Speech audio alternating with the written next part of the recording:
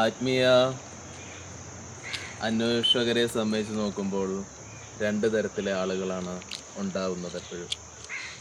ഒന്ന്, അവർക്കാരും പറഞ്ഞ ആത്മീയതയെക്കുറിച്ച് അറിയുന്നതിന് മുൻപ് തന്നെ അവർ ഉള്ളിൽ നിന്ന് തന്നെ ആത്മീയ അന്വേഷണം ആരംഭിക്കും. അവരെ പോലുള്ളവർക്ക് ഒരു ഗുരു എന്ത് എന്ത് നൽകിയാലും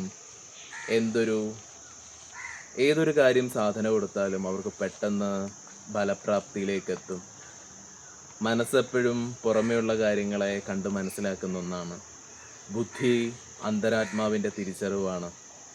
ബുദ്ധിയിലേക്കുള്ള ഒരു കടാക്ഷം അവർക്ക് പെട്ടെന്ന് തുറന്നു കിട്ടുകയും അവർ മനസ്സിലാക്കും, ഭൗതികപരമായുള്ള ഈ സംസ്കാരം, നമ്മുടെ മനുഷ്യൻ്റെ ഒരു സംസ്കാരം എല്ലാ സമൂഹത്തിനും വിശ്വം മുഴുവനുള്ളവരുടെ ലക്ഷ്യവും ഈശ്വര സാക്ഷാത്കാരമാണെന്നുള്ള തിരിച്ചറിവ് അവർക്ക് പെട്ടെന്ന് ഉണ്ടാവുകയും ചെയ്യും. അവരൊരു ഗുരുവിനോടൊപ്പം ചേർന്ന് അവർ മോക്ഷപ്രാപ്തിയിലേക്ക് എത്തുകയും ചെയ്യും. രണ്ടാമതൊരു കൂട്ടരാണ്, അവർ കേട്ടറിഞ്ഞതാണ് ആധ്യാത്മികത. കേട്ടറിഞ്ഞ് ഇങ്ങനെയുള്ളൊരു കാര്യമുണ്ടെന്നും അതിനോടൊരു ഇഷ്ടമുണ്ടാവും. ഒരു വ്യക്തിക്ക് ഇഷ്ടം എല്ലാത്തിനോടും ഉണ്ടാവാം. ഒരു സിനിമ കാണുമ്പോൾ സിനിമയിൽ അഭിനയിക്കുന്നവർ ഇഷ്ടമുണ്ടാവാം, ഒരു കാറ് കാണുമ്പോൾ കാറിനോട് ഇഷ്ടമുണ്ടാവാം, ഒരു പെണ്ണിനെ കാണുമ്പോഴോ പുരുഷനെ കാണുമ്പോഴോ ഇഷ്ടമുണ്ടാവാം. അതേപോലുള്ളൊരു പരിശുദ്ധിയോടുള്ളൊരു ഇഷ്ടം പലർക്കും ഉണ്ടാവും. ആ ഇഷ്ടത്തിൻ്റെ പുറത്ത് പലരും വരികയും അവരെയൊക്കെ ഞാൻ പലപ്പോഴും ഒത്തിരി ആളുകൾ അതേപോലെ വന്നിട്ടുണ്ട്. അവർ ചിലപ്പോൾ അവർ ഈ ജന്മത്തിൻ്റെ മാത്രം മനസ്സിൽ അവരുടെ വാസന ഉണ്ടാവുള്ളൂ, അവരുടെ ഓർമ്മയായിട്ട്. എന്നാൽ അവരുടെ ജന്മജന്മാന്തരത്തിൻ്റെ തിരിച്ചറിവ് എനിക്ക് അവരെ കാണുമ്പോഴേ മനസ്സിലാകും. എന്നാലും എല്ലാ മനുഷ്യനും ഈശ്വരൻ്റെ ആയിട്ടിരിക്കുന്ന ആ അനുഭവം, ആ ബുദ്ധിയിൽ ആ തിരിച്ചറിവുണ്ട്. അവർക്ക് പക്ഷേ കുറച്ചുകൂടും എഫേർട്ട് എടുക്കേണ്ടി വരും. പരിശ്രമം വളരെ വലുതായിരിക്കണം. എന്ന് വെച്ചാൽ സ്പിരിച്വാലിറ്റിയെ മറയ്ക്കുന്നത് ഈഗോയാണ്. ഈഗോ പലരും വരുമ്പം തന്നെ അവർക്കൊരു വെള്ള പേപ്പറിൽ അവരുടെ സ്ക്രിപ്റ്റിംഗ് ഉണ്ട് പലതും. അവർ സ്ക്രിപ്റ്റിങ്ങിൽ മാത്രമാണ് നിൽക്കുന്നത്. സ്ക്രിപ്റ്റിംഗ് എപ്പോഴും അവരുടെ കർമ്മമാണ്. അവർക്ക് ആ വെള്ള പേപ്പർ തുടച്ചു മാറ്റിയിട്ട് ഗുരുവിനോട് മാത്രം സമർപ്പണമായിരിക്കുകയാണെങ്കിൽ അവർക്ക് പെട്ടെന്ന് തുറന്നു കിട്ടും. പക്ഷെ അവർ ഈഗോ സമ്മതിക്കില്ല. ഞാൻ അവരോടെല്ലാം പലപ്പോഴും പറയും, ഒരു ഗുരുവെന്ന് വെച്ച് കഴിഞ്ഞാൽ തന്നെ നിങ്ങളുടെ മനസ്സിൽ നിന്ന് നിങ്ങളുടെ ബുദ്ധിയിലേക്ക് ചേർക്കുന്ന ഒരാളാണ്. നിങ്ങളുടെ അന്ധകാരത്തെ മാറ്റി നിങ്ങളുടെ ആത്മാവിൻ്റെ സ്വയത്തെ മനസ്സിലാക്കുന്ന ആളാണ്.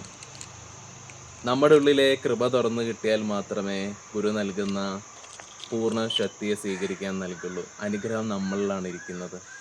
നാം ചെയ്ത പ്രവൃത്തി കൊണ്ടാണ് നാം ഈ എന്ത് സ്ഥിതിയിലും ഏതൊരു ചിന്തയിലും നിൽക്കുന്നത്. നമ്മുടെ ചിന്ത പോലും നമ്മുടെ കർമ്മമാണ്.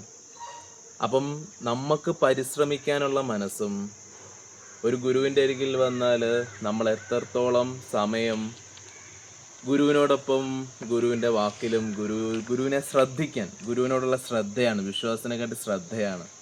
നമ്മുടെ ആവശ്യം കൂടുന്നതിനനുസരിച്ച് നമ്മുടെ ഉള്ളിലെ ശ്രദ്ധ നമുക്ക് വർദ്ധിക്കുമ്പം ഗുരുവിന് മനസ്സിലാവും ആ ഒരു കൃപയ്ക്ക് വലിയ രീതിയിൽ നിങ്ങൾ തയ്യാറെടുത്തുകൊണ്ടിരിക്കുകയാണെന്നുള്ളത്.